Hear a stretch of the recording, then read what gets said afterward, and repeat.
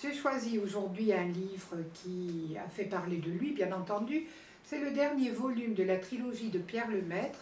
Vous vous souvenez de Revoir là-haut, qui avait eu le prix Goncourt. Ensuite, il y avait eu Couleur de l'incendie. Et là, le dernier, c'est Miroir de nos peines. Alors, on se souvient que dans les premiers, on trouvait l'histoire de la famille Péricourt, Édouard Péricourt, gueule cassée, qui est à un moment donné hébergé chez sa logeuse, dont la fille Louise est en admiration devant lui. Il y a eu d'ailleurs un film que l'on a pu apprécier à partir de ce roman. Ensuite, le second volume, c'était Couleur de l'incendie. Troisième, Miroir de nos peines. Je voulais vous rappeler, puisque nous avons reçu Pierre Lemaitre, c'est quelqu'un de très très intéressant, c'est un auteur prolixe qui s'est fait connaître par des romans policiers. On se souvient de Robe de mariée et de nombreux autres, et on se souvient aussi de Cadre noir, où il racontait un événement qui s'est produit à France Télévisions, si ma mémoire est bonne, en 2005, et qui avait fini tragiquement, et il montre vraiment dans son roman toute l'horreur de l'exploitation, du travail moderne, de tous les fléaux contemporains. Je dois dire que dans la série qui s'appelle Dérapage, qui passe sur Arte, tout cela est bien montré. C'est une série, je crois, qui a un certain succès. Alors, Miroir de nos peines, pourquoi est-ce que je vous le montre tout particulièrement? Parce que c'est ma première. On a tous des premières à un moment donné. Au lieu de le prendre dans l'édition classique Albin Michel, on sait tous les problèmes que nous avons de poste en ce moment, il se trouve qu'on m'avait offert une version audio. C'est la première fois. En général, vous savez, à part dans les temps en voiture, une triste cassette qui annonnait Nicomède par la Comédie Française et qui m'avait ennuyée. J'avais un mauvais souvenir de ces livres. Je me disais, je ne vais pas avoir la patience d'écouter. Or là, écoutez, c'est un véritable plaisir. C'est Pierre Lemaitre qui lit. Véritablement, il y met les intonations qu'il veut. C'est vraiment l'auteur qui nous lit son texte. C'est un plaisir. En plus, je ne sais pas, moi, on peut vaquer à ses occupations, on peut faire autre chose, on peut, pour ceux qui en ont envie, jardiner même en entendant Pierre Lemaitre. Là, c'est un CD, mais c'est tout à fait transposable sur votre ordinateur, votre téléphone, etc. Vraiment, on peut faire de multiples activités. On peut faire du sport en écoutant Pierre Lemaitre. Pourquoi toujours la musique, c'est très bien, mais il y a aussi la littérature.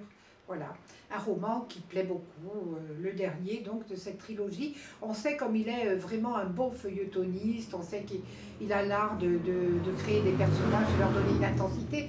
Là, on démarre avec Louise, et puis après, il y a toute une galerie de personnages. Il y a à peu près 4 récits importants. Et franchement, c'est plaisant à lire, c'est vraiment agréable. Voilà.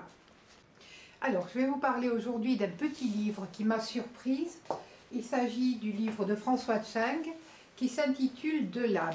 C'est un livre de poche, vous voyez, assez fin, mais en contenu, il est assez lourd.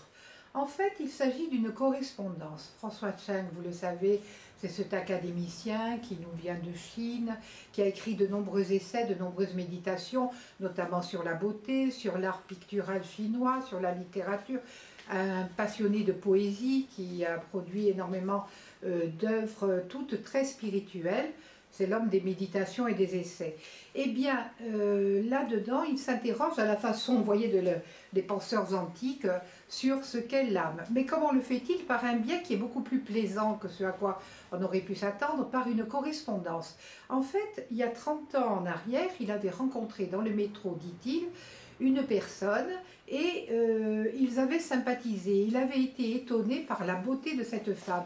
Et lorsqu'elle s'était approchée, elle l'avait reconnue dans le métro, chose rare, reconnaître un poète dans la foule. Il lui avait posé la question: comment assume-t-on une telle beauté? Et ensuite ils avaient discuté et elle était particulièrement fine comme personne. Elle cherchait véritablement une voie, elle cherchait un mode de vie qui corresponde un peu plus à ses aspirations, qui étaient plus élevées que peut-être que celles du commun. Bon. Donc, 30 ans plus tard, il reçoit une lettre d'elle où elle lui dit: vous savez, je crois avoir trouvé mon âme, je me sens beaucoup mieux et je voudrais en discuter avec vous. Alors, lui répond en 7 missives et dans la première, il lui dit: oui, effectivement, vous avez trouvé, vous vous sentez mieux, vous avez trouvé ce qu'est votre âme, vous avez découvert que vous aviez une âme, on va réfléchir plus avant ensemble. Je ne vais pas tout de suite vous dire tout ce que j'en pense, nous allons cheminer. Et dans l'ensemble de ces lettres, justement, il se penche sur ce concept d'âme. Il donne une vision des choses qui, ma foi, m'a l'air tout à fait pertinente, tout à fait plus riche. Il dit que trop souvent on a eu tendance à ramener l'être humain à un corps et un esprit. L'esprit, ce serait la raison, ce qui nous fait prendre de grandes décisions, etc. Et le corps, ce serait tout ce qui est les bas appétits, les tendances à chercher le plaisir, etc. Ou à refuser le déplaisir. Et puis, il nous dit, mais non, mais on ne prend pas assez en considération la notion d'âme, qui depuis l'Antiquité parcourt les grandes théories que l'on peut retrouver chez des philosophes, que l'on peut trouver dans les religions, dans certaines formes de religion ou de spiritualité. L'âme, ce serait une troisième instance qui serait elle aussi essentielle. Bien entendu, il dit même par boutade, et c'est assez intéressant, l'esprit raisonne, et l'âme résonne. Le premier résonne, R-A-I-S-O, 2-N-E. Moi, j'ai bien aimé les réflexions, le fait qu'il y ait beaucoup d'intertextualité, qu'il se réfère à des penseurs et à des écrivains comme Camus, comme Simone Veil. C'est d'une grande richesse. On voit qu'il aborde les thèmes du vieillissement, quand la beauté s'en va, la différence beauté extérieure, beauté intérieure, et notamment le problème de savoir comment appréhender le côté éphémère de la vie. Il raconte d'ailleurs des expériences personnelles en Chine, enfant, comment il a compris alors qu'un serpent à côté de lui le dardait et a manqué de le mordre, comment il a compris que la vie ne tient qu'à un fil. Enfin, c'est un ouvrage à lire. Si on a envie un petit peu de réfléchir, voilà, un ouvrage conseillé. Aujourd'hui, j'ai choisi de vous parler du dernier ouvrage de Sandrine Colette qui est paru il y a quelques mois, et toujours les forêts. Alors, c'est paru chez Jean-Claude Lattès. Sandrine Colette, vous la connaissez parce que depuis 2013, elle a écrit de nombreux romans que l'on dit policiers, sont des romans policiers en fait. Alors, on se souvient de titres comme Des nœuds d'acier qui avait eu des prix en 2013, Les larmes noires de la terre, Six fourmis blanches, qu'est-ce qu'il y avait encore de nombreux, Un vent de cendre. Enfin, c'est un auteur qui toujours a eu un large lectorat. Avec ce livre-là, elle change un tout petit peu de registre. Elle nous propose de découvrir un univers qui est terrible. C'est celui de Corentin. Corentin, au début du livre, tout petit, se trouve rejeté par sa maman. Elle n'a pas d'amour à donner parce qu'elle-même, elle a de gros problèmes à régler. Et elle va, à force d'indifférence et d'exaspération, être amenée à le déposer chez son arrière-grand-mère qu'il ne connaît absolument pas. Elle le laisse au fin fond d'une forêt, chez une vieille dame totalement inconnue, qui veut bien le prendre en charge.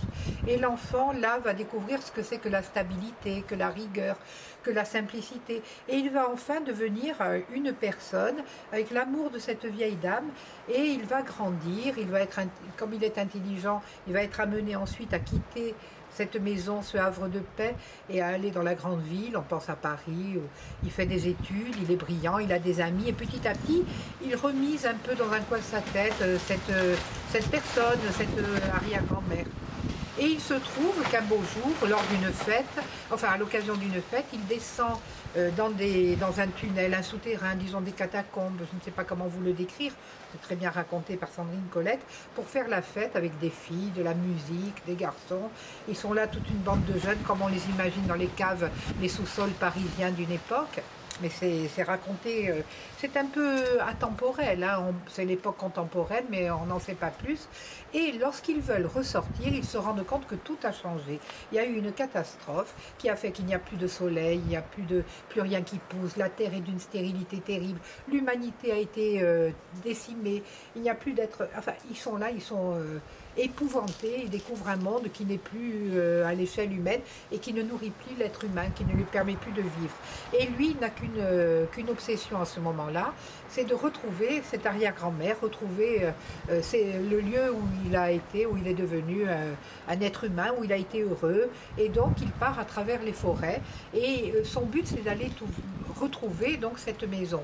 En chemin, bien entendu, tout est très difficile, il n'y a plus d'aliments, il ne peut plus se nourrir, il il a affaire à des hordes d'êtres humains qui sont comme lui, totalement sur le qui-vive, totalement affamés, épouvantés, qui deviennent des prédateurs. Vraiment, l'homme est un loup pour l'homme, on le voit. Alors ça nous fait beaucoup réfléchir, cette vision d'un monde apocalyptique, ça nous post-apocalypse, ça nous fait réfléchir à ce que nous pourrions devenir s'il y avait des épidémies qui duraient, qui étaient un peu plus virulentes. Malheureusement, des catastrophes. Qu'est-ce que l'homme? C'est une interrogation sur le mal, le bien. Qu'est-ce qui est important pour nous? Qu'est-ce qui est fondateur? Qu'est-ce qui est fondamental? À travers cette quête, ce retour vers le berceau, enfin, il y a énormément de questions qui nous sont posées. Quand on voit certaines dérives, ce qui peut se passer pour une épidémie, alors que nous avons quand même relativement un certain confort, que nous sommes relativement informés. On se dit que ce livre-là, paru il y a quelques mois, est à lire. Voilà, il est plaisant et en même temps instructif.